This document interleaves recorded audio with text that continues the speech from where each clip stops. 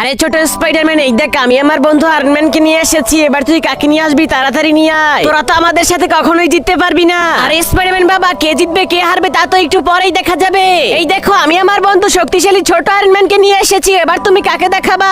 আরে এই দেখ আমি সেলফি তুলি। এবার তো আমি আমার বন্ধু শক্তিশালী ভেনমকে নিয়ে এসেছি। এবার তুই কাকে নিয়ে আসবি? তাড়াতাড়ি নিয়ে আয় দেখি। আরে স্পাইডারম্যান বাবা, এবার আমি যাকে নিয়ে আসবো তুমি তো দেখে অবাক হয়ে যাবে। এই দেখো এবার আমি ছোট কালুয়া ভেনমকে নিয়ে এসেছি। এবার তুমি কি করবে? এবার তুমি কাকে নিয়ে আসবে? তাড়াতাড়ি নিয়ে আসো।